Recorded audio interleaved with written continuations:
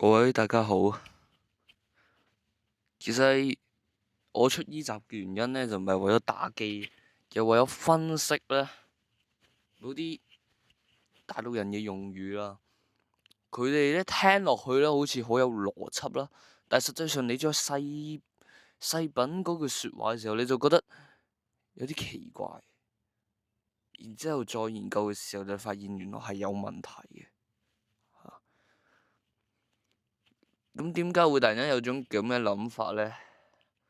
就話説咧，我有個 friend 同人鬧交嘅時候咧，就正正就係就聽到呢啲説話嚇。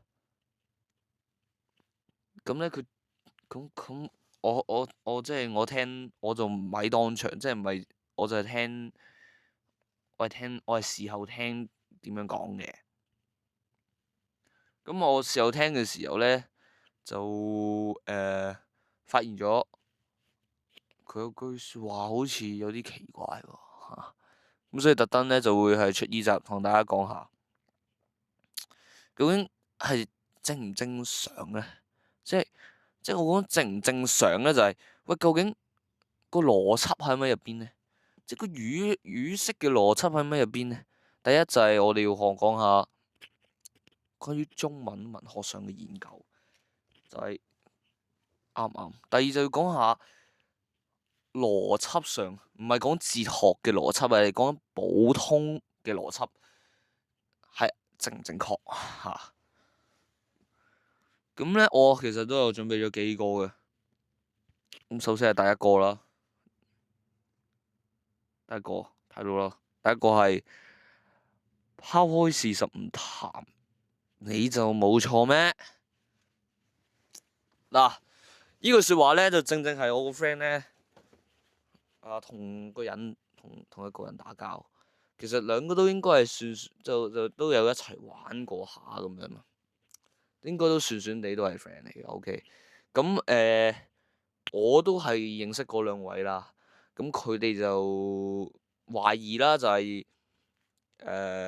有個人潑一個人水啦，即係我當 A 潑 B 水啦，B 氣不過啦，打算回潑啦，即係或者諗住報仇唔成功，跟住俾 A 捉住隻手，跟住 B 就惱羞成怒啦，跟住有啲隻抽攆人頸嘅舉動啦。接着 B 嘅阿媽一落嚟見到嘅時候，就喺度指住 A 鬧，問 A 點解還手，跟住就講出咗呢句咩？拋開事實唔談，難道你就冇錯？咁其實咧，我哋唔使睇啦。其實我哋可以乜都唔使講，其實我哋從一句説話就已經睇到，其實呢句係非常之有邏輯嘅問題入邊嘅。點解？首先第一個問題就係、即係你而家講呢件事，但係當你拋開咗事實，你仲係咪講緊呢件事先？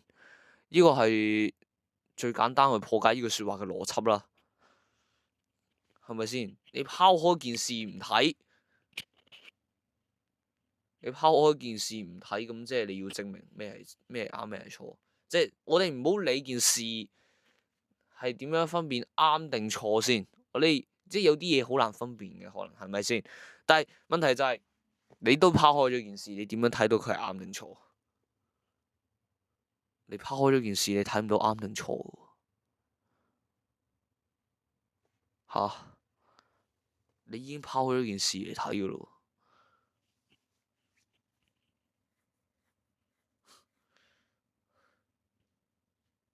係嘛？難道即係有啲人係即係咪係我以前都遇過咯，就係啲我唔知應該唔係叫刻板印象，應該係算係有啲人咧，佢好喜歡去有啲行為咧，即係佢做得唔好，跟住咧佢就有啲人就借啲嘢就拉翻佢以前做得唔好嘅嘢，就冚落而家即係做得冇錯嘅嘢度，跟住就話你錯，硬屈你。係啱屈你嘅。點解？因為我試過啊，因為我中一嘅時候咧，即係有個女仔啦，我唔會講名嘅，OK。有個女仔啦，咁佢咧其實咧就我小六大約暑假早啲啦，當時中一之前嘅暑假，小六嘅5月左右啦，我認識佢。咁我係喺補習社認識佢噶啦。咁等先啊，好似個時間係早於嘅，好似係3月嘅。等先啊，係3月嘅應該係，因為當時我係有啲錯係自行收生嘅。咁佢就係當一開始件事就係佢係自行收生，佢自行收生嘅時候就入咗，佢就揀收官嘅。我講啦，我學校係收官，OK 冇問題，呢啲係眾人皆知嘅事啦，揀收官。OK，咁個女仔咧就係自行收生入咗嘅，但係我咧喺自行收生階段係入唔到嘅，但係我喺大抽獎係入咗嘅。咁但係未大抽獎，我揀大抽獎之前啦，咁佢入咗啦，咁佢就串我啦，就話算啦，你入唔到收官噶啦，你入唔到收官噶啦。咁我都好疑惑噶，其實當下佢點解會突然之間喺度攻擊我咧？咁樣突然間攻擊我咧，係咪先？咁我作為一個正常人，我係會還擊噶啦，我就會有啲説話俾佢聽啦，係咪先？即係咁可能我都係講得當時有啲，即係都可能我唔知啦嚇，可能有啲咩辣到佢啦嚇，咁所以佢喺中一嘅之後咧，佢就喺度針對我啦嚇。咁中一針對我咧就咩事咧？就話説呢個女仔咧就踢我，係上堂嘅時候踢我。佢踢我，佢踢咗我第一次，踢咗我第二次，踢咗我第3次，我冇回應到。點解？因為我上堂，我嗰陣未，即係嗰陣望住佢，我知道佢要踢我嚇。你要知道佢係踢大約係膝頭哥嗰啲位置，其實即係有時我望住佢，我見到佢喐腳，我冇喐，我冇還。其實唔代表咧，其實就唔代表咧，我係唔還嘅 OK。咁過咗都唔係好耐。我記得嗰日係英文堂，中一嘅英文堂。咁當時咧，佢就去咗廁所。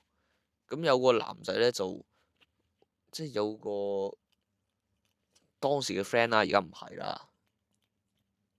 咁至於點解就我唔會再，即係我遲啲可能某啲片會再講。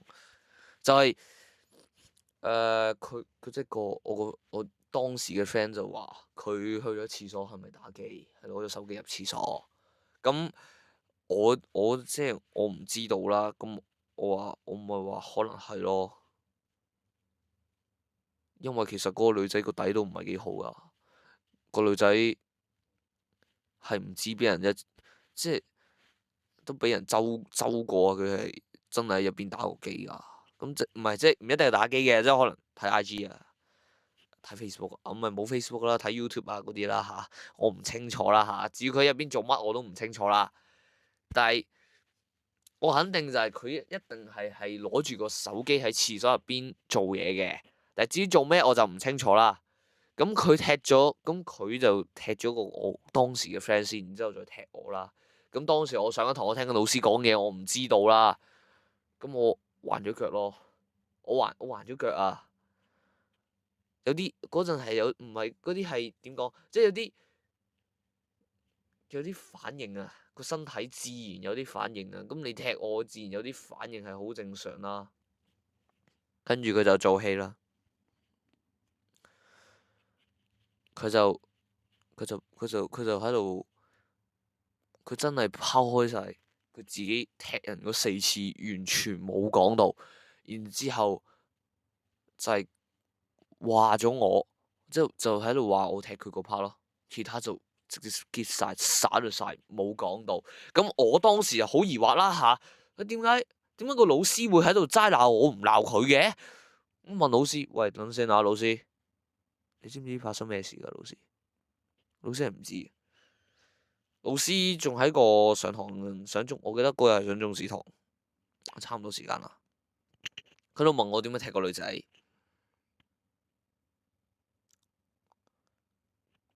我話我冇踢佢㗎，我一開始冇想踢佢，係佢踢我先㗎，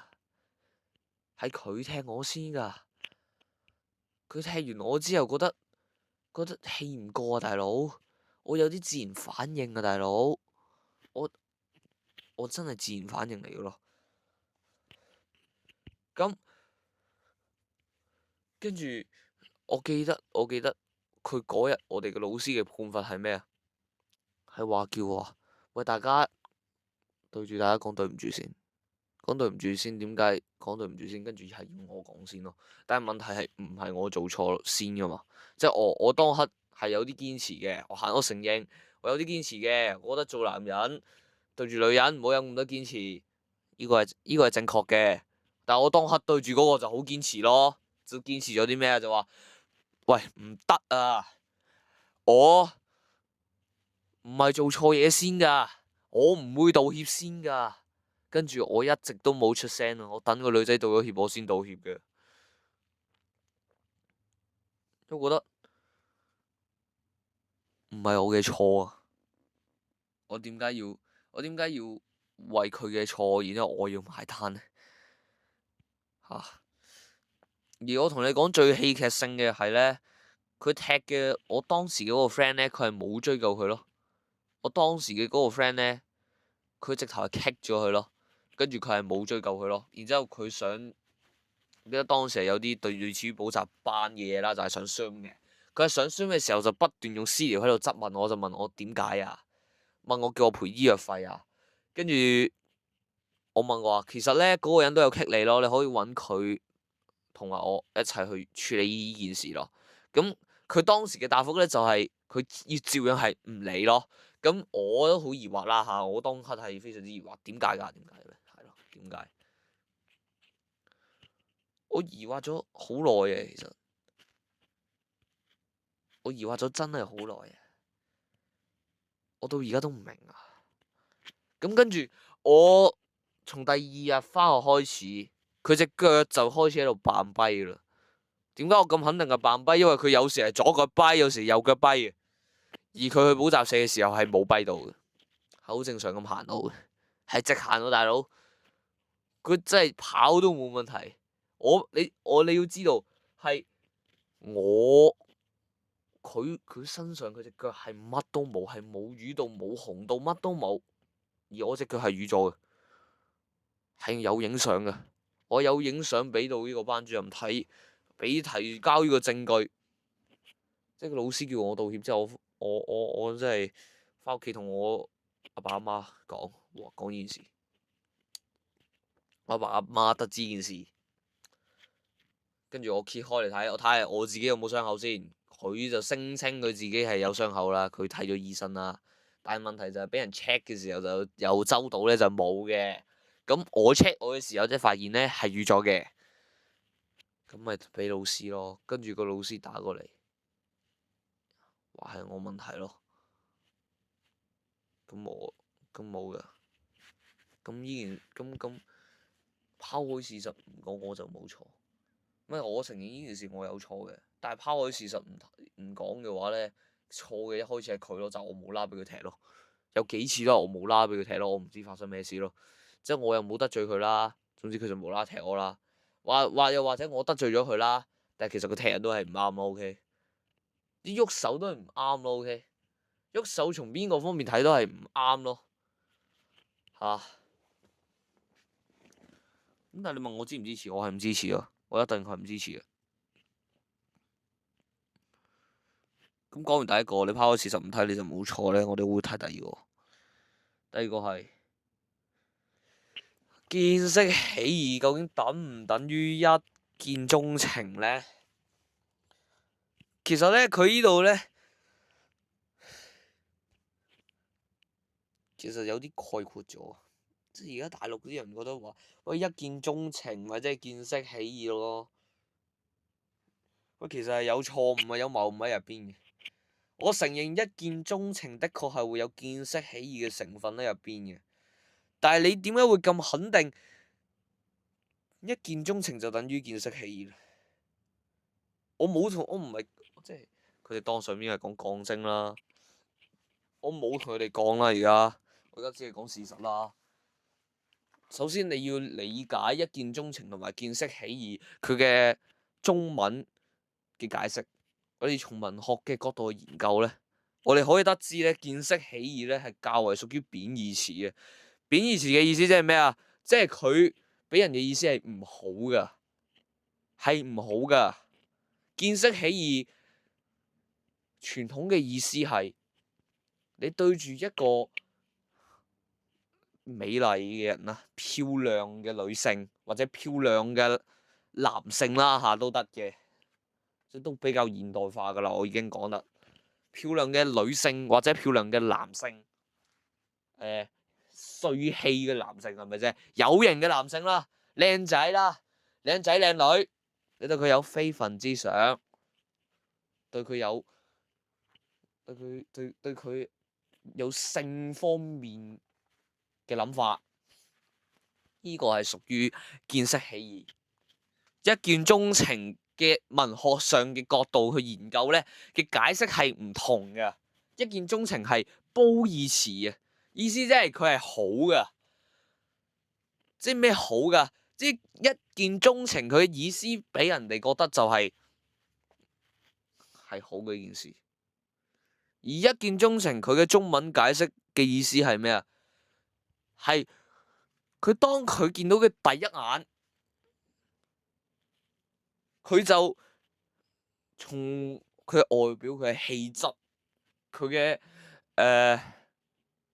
佢嘅性格、佢身邊嘅氣氛所影響到佢中意佢嘅，所以見識起意係冇可能等於一見鍾情嘅。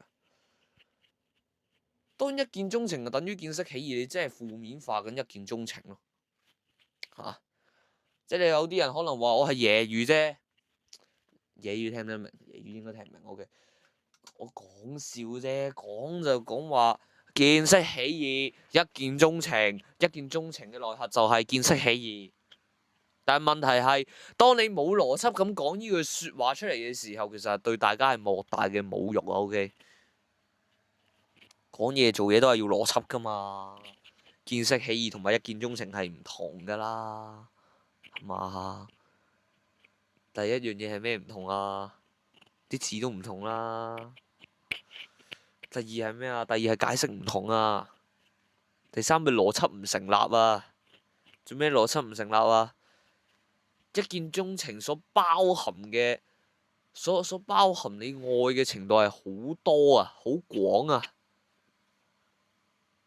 嚇！而且一見鍾情亦都可以有好多個情況底下，你會一見鍾情啊，係咪啊？即係一見鍾情，你可以話我對佢有似曾相識嘅感覺，所以我喜歡佢，呢個係一見鍾情。你可以話我見到佢第一眼喜歡咗佢對身邊人嘅態度，呢個可以係一見鍾情。總之就係基於佢嘅第一眼，你對佢嘅第一印象，所以你喜歡咗佢。但係見識起意唔係，見識起意係基於人哋個樣，唔係第一印象。印象同個樣喺邏輯上又係唔同㗎。OK，根本係有問題嘅。OK。而佢哋覺得it's OK，冇問題嘅，冇問題。我唔知啦。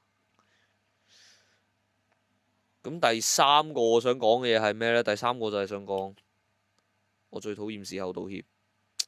嗱，呢個咧，大家都知道咧，係一間某間大學啦，有位學生啦，佢嘅老師咧就一開始俾佢指咗個位，話：喂，你可以坐嗰度。個學生拒絕咗，咁老師指佢第二個位俾佢，個學生坐咗，跟住個學生佢就瞓覺，個老師就話叫佢起身，叫佢聽下書啦。跟住佢覺得老師係落佢面，就你唔俾面我啦，就鬧個老師，普通大陸嘅事嚟嘅，就講咩？我最討厭的就是事後道歉，然後咧就俾人懟咗上網，而家都俾人公審緊佢。其實佢原本呢件事就係有問題咯。OK， 你道歉，你有得事前道歉嘅咩？你有得事前道歉嘅咩？對一件事你做錯，你可以事前道歉嘅咩？事前道歉唔叫事前道歉咯，嗰啲叫戴頭盔咯。戴頭盔即係上保險喎。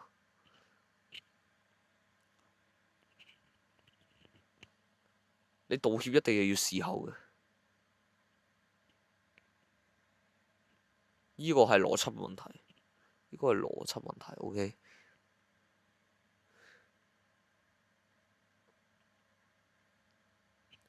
即係佢嘅意思，即係我哋要揾個人，即係你最討厭事後道歉係咪？咁我哋事前道歉就話：喂，陣間我可能有乜乜乜乜乜嘅行為，我而家誠意咁向你道歉。我乜乜乜誠意咁向你道歉，我希望你可以原諒我，咁你就會原諒我嘅意思。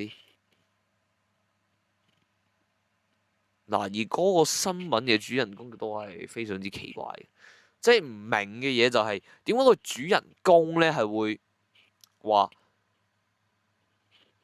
誒冇，即係會喺度即係講我最討厭事後道歉之後咧就喺度殺咁唔知做乜嘢，跟住人哋話不如報警啦，跟住佢又嬲咗，有入嚟。即係我唔知道啦，佢可能有自閉，即係可能有啲精神疾病，導致佢對身邊嘅嘢好敏感，呢個係絕對有可能嘅。但係我覺得作為一個正常人，你讀得上大學，你唔會 EQ 差到咁咯。你係應該要提高自己 EQ 咯，係咪？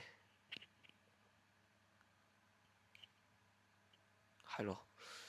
即係我認為一啲好基本嘅禮貌係個個都知咯，而唔係話即係可能老師真係善心提醒你，然之後你鬧老師。我認為呢個已經唔係合唔合理嘅問題，而係證明緊成個社會係開始扭曲緊嘅問題咯。即係有一啲人覺得係好正常嘅事，但係喺你哋眼中會變得好奇怪。即係喺我哋覺得好正常，好正常即係咩啊？即係食飯排隊啊，唔該；攞籌排隊，搭車排隊啊，嘟八達通排隊啊，搭 lift 喺門前排隊啊。我認為呢啲係禮貌咯，呢啲已經唔係素唔素質嘅問題咯。呢啲係對所有人都係適用㗎啦。係咪先？對所有人都應該係一定係適用嘅喎，最多所有人都適用。OK，第三個咧定第四個嚟㗎？第四個咧，我哋會講咧就係我很同情你，活在自己的世界一定很累吧。我很同情你，活在自己的世界度一定很。其實呢個咧。我可以好承認係一個好重大嘅邏輯問題喺入邊。即係咧，其實幾千年前咧已經係有個咁嘅辯論㗎啦。而幾千年前嘅辯論係邊個同邊個辯論啊？係惠子同莊子嘅辯論啊。而辯論嘅題目係咩啊？係知魚之樂啊。大家有冇聽過知魚之樂啊？應該聽過，有啲人會聽過。知魚之樂就係咩啊？莊子有一日喺河邊見到條魚，覺得條魚，哇，條魚好開心。惠子話：你憑咩覺得佢會開心啊？點解你會覺得佢開心？你唔應該覺得佢開心啊？點解？因為你係人嚟噶嘛，你冇可能知道個魚係咩心情噶嘛。咁莊子嘅時候就反擊，你又唔係我，你又點知道我知唔知條魚係開心定唔開心呢？咁大家可能覺得呢句對話呢，其實不過就係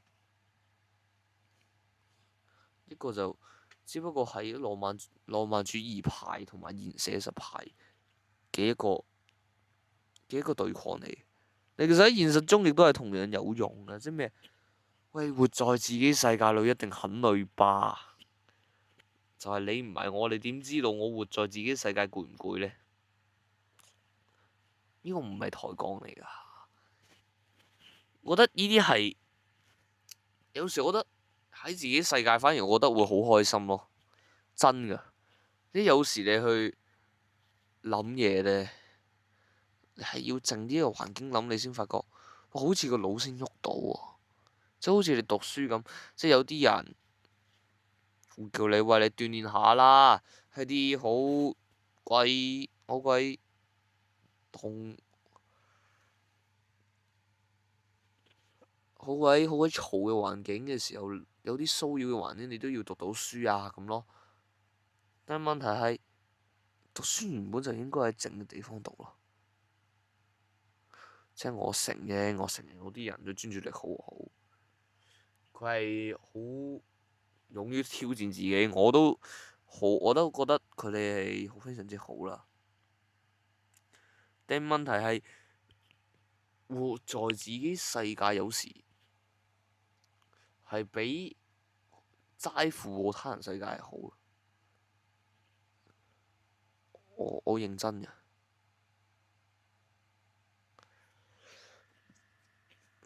我以前同 friend 相處嘅時候係太過於付出啦，太過於付出到覺得自己係負責啦，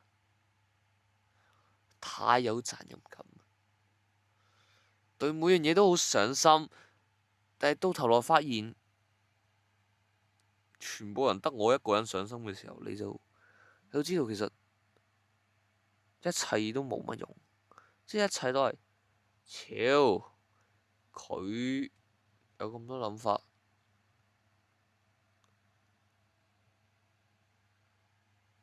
去到最後冇一個係做到。佢有好多承諾，去到最後係冇一個做到。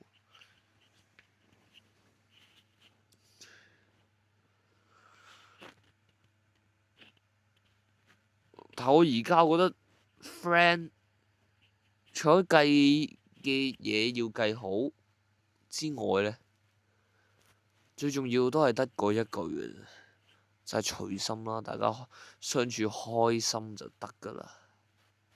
有啲嘢要計好，咩計好？錢銀要計好，唔係嘅話真係容易鬧交啦。即係除咗錢銀之外，我覺得做 friend 係隨心啊，開心就好。唔係你附和某啲嘢，覺得佢某啲嘢講得啱，覺得某啲嘢講得啱，就係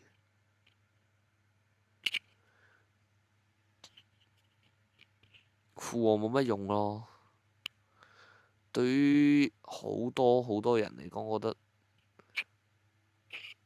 同社會脫節係一件好痛苦嘅事。但我同你講並唔係咯。點解？因為我從某種角度嚟講，其實我就係同社會脫節緊嘅。即係我唔會隨便碌 IG，唔會隨便碌 Flash 嘅原因係因為我想專注喺自己身上。我想專注喺自己身上。我覺得做好自己在理人哋呢個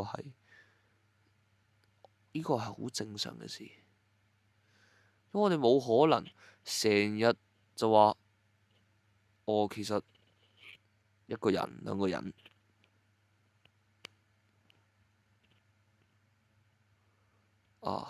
一齊坐埋低，互相吹捧，好攰，真係好攰。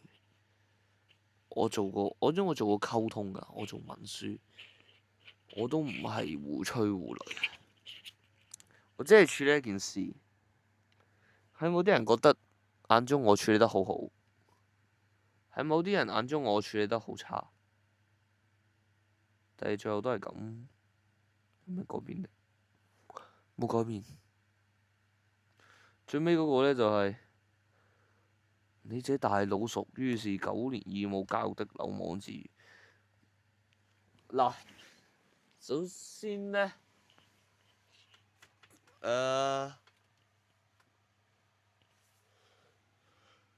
從文學上嘅研究呢，從文學上呢，我哋可以得知呢，你自己大佬呢後邊呢，加逗號呢，即係唔係話佢有問題啦，但係唔會咁樣寫呢，即係呢個寫嘅嘢真係好少嘅。有咩點解呢？因為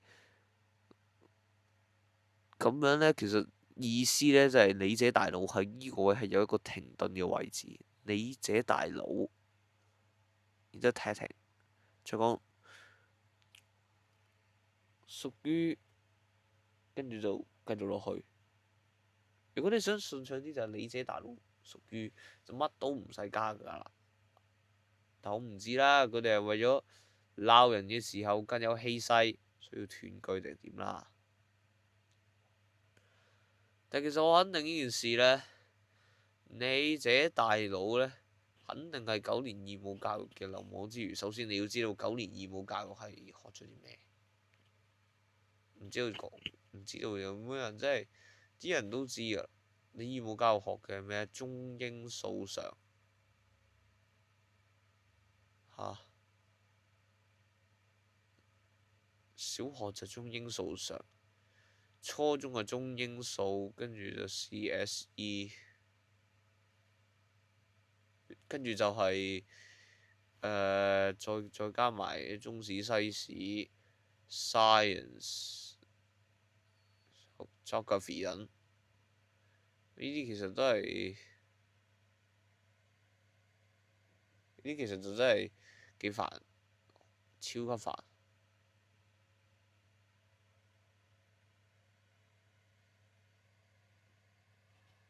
咁9年義務教育，我覺得上網講嘢最主要都係 EQ 啫，都係情商嘅問題，同 IQ 一定係唔關事嘅，所以係多咗事咯，係咯。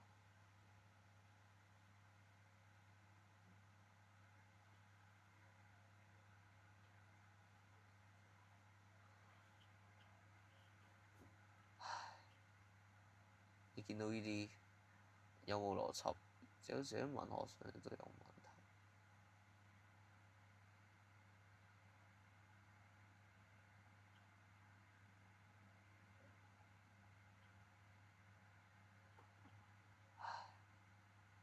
今日嚟到呢度先啦。